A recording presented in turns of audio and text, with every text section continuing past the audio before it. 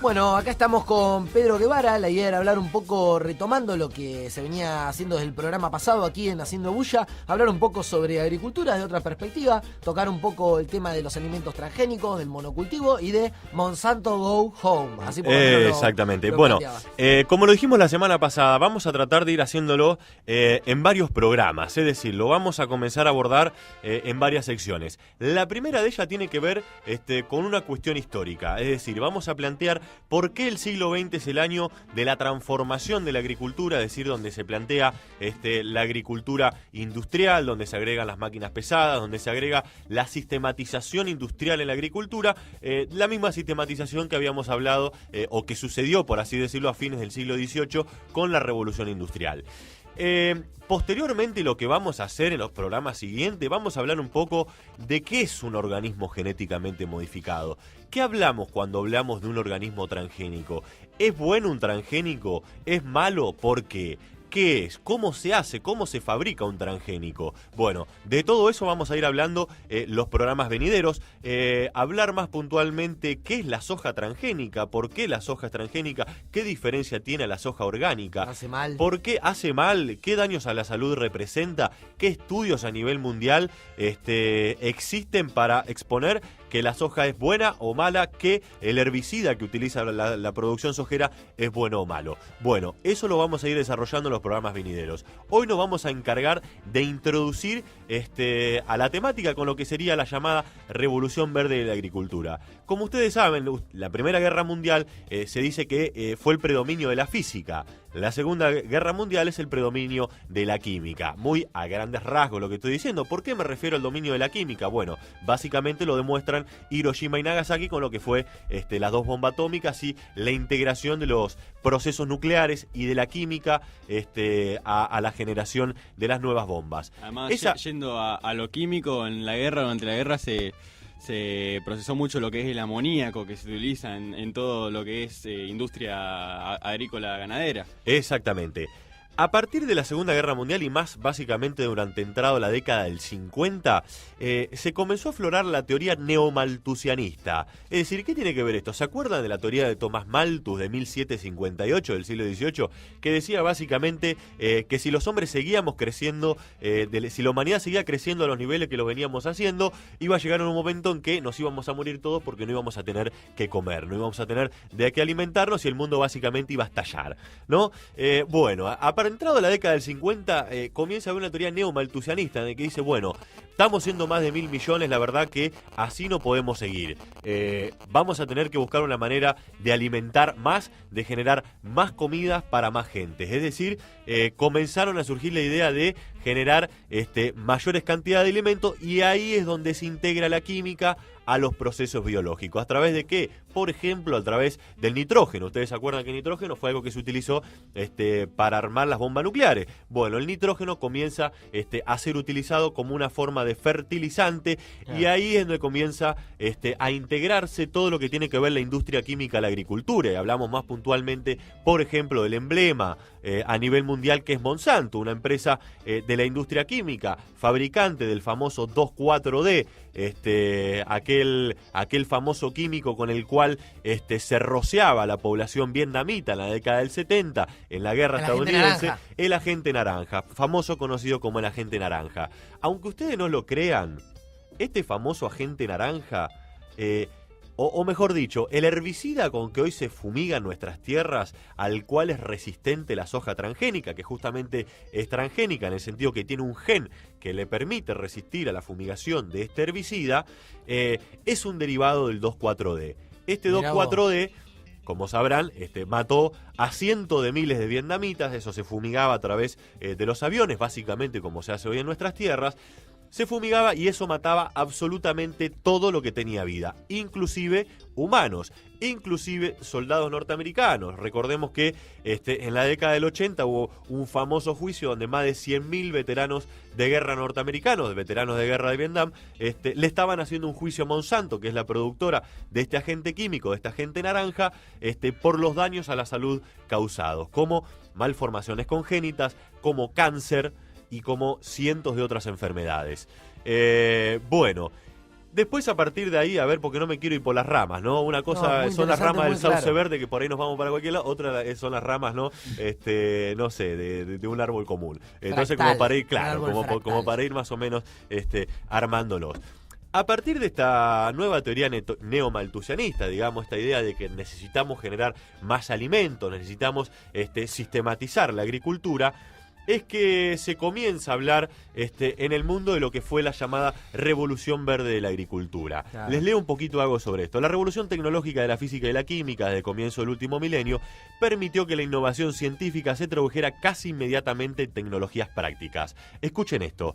En los años 1970, la política y la ideología volvieron a interesarse por las ciencias naturales, hasta el punto de penetrar en algunas partes de la propia ciencia en forma de debate sobre la necesidad de poner límites prácticos y morales a la investigación científica. Esta cuestión no se había planteado seriamente desde el final de la hegemonía teológica, y no debe sorprendernos que se plantease precisamente de aquellas ramas de las ciencias naturales que siempre habían tenido implicancias directas en las cuestiones humanas: la genética y la biología evolutiva. Los asombrosos avances de la biotecnología molecular declaraban los mecanismos universales de la herencia, que es el código genético. Es decir, de a poquito nos vamos introduciendo en lo que tiene que ver con la ingeniería genética, en la inserción plena de la ingeniería genética en los procesos biológicos de las plantas.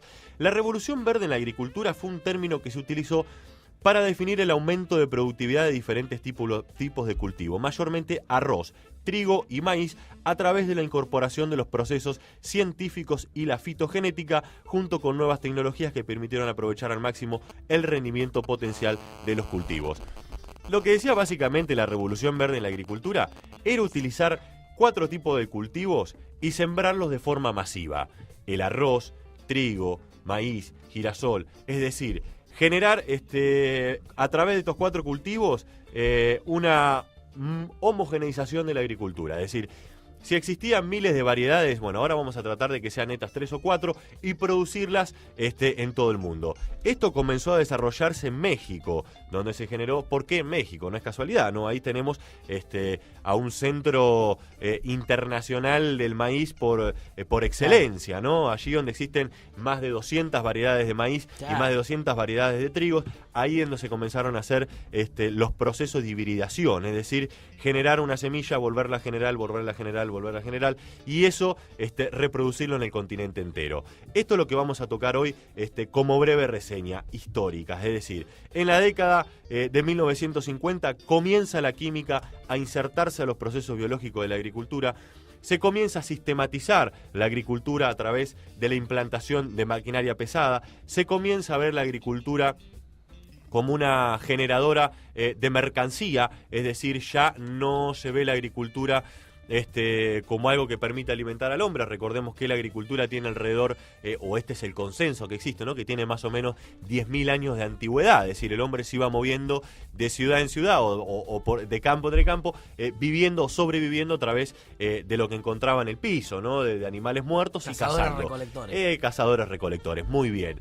A partir, digamos, del desarrollo de la agricultura y de la domesticación del hombre de ciertas plantas, se fueron permitiendo generar los primeros asentamientos humanos. A partir de ahí comienza todo el desarrollo de las ciudades. A partir de ahí podemos decir que hubo una amistad entre el hombre y la agricultura. Se llevaban relativamente bien. Hubo crisis de hambre, por supuesto, que tiene que ver con épocas de lluvia o con épocas de grandes sequías o épocas en que el hombre cruzaba variedades que no tenía que cruzar y que por ahí tenían.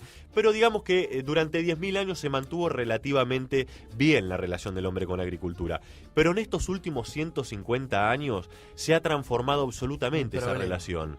Se ha convertido en un problema, claro, porque hemos comenzado la ingeniería genética, que algunos tienen mucho cuidado en llamarla ingeniería, en realidad, porque sería esta mezcla de genes que están realizando. Sería algo así como que un ingeniero civil quiera construir un puente y comience, ¿no?, por tirar ladrillos a lo costado del agua y ver ahí cómo se va levantando, ¿no? Es decir, no tiene mucho sustento esta intención de cruzar genes que no sabemos qué pueden llegar a ocurrir con esos genes, a dónde van a parar esos genes, y bueno, eso nos vamos a centrar la semana que viene, en ingeniería genética y en la modificación de las variedades vegetales. Hoy hicimos este pequeño reconto histórico, es decir, situar el siglo XX como el siglo de la transformación de la agricultura, la inserción de la química en la agricultura, la transformación, es decir, a través de cómo las grandes compañías comienzan a insertarse en los procesos biológicos y sobre todo sobre una cuestión que también tiene que ver con la ingeniería genética, la cuestión del patentamiento en las variedades vegetales. Claro. Y bueno, y yendo a lo químico históricamente, como te decía, bueno, se utilizaba en estos fertilizantes amoníaco. El amoníaco está hecho por nitrógeno y 3 átomos de hidrógeno. Exactamente. Esto significa, y encima esto tiene tremendos efectos nocivos en el ser humano. El amoníaco tiene cantidad de efectos, tiene de inhalación, de contacto con la piel o de ingestión, ya tenés terribles problemas, o sea, es totalmente químico, un químico totalmente nocivo para lo que es el ser humano. Sí. Bueno, Pedro Guevara con nosotros hablando un poco ya del segundo segmento que tenemos en este tercer temporada, segundo año de Haciendo Bulla, hablando sobre agricultura, transgénico, monocultivo, Monsanto Go Home. Hoy estuvo realizando un recuento histórico y sobre, en concreto, la transformación en la agricultura en los últimos 150 años. Pedrito, ¿algo más para agregar? No, decir que la verdad que vale la pena comenzar, por ahí esto no es lo más interesante lo que estamos abordando hoy, ¿no? La historia por ahí no es más interesante. Lo más interesante va a ser lo que viene ahora, es decir, hablar de la ingeniería genética, hablar de las enfermedades. Y actualidad, hablarles a la actualidad, porque recordemos que hay una pregunta básica que debemos hacernos. ¿Qué es la comida de hoy? Bueno, la semana que viene vamos a estar respondiendo eso y mucho más.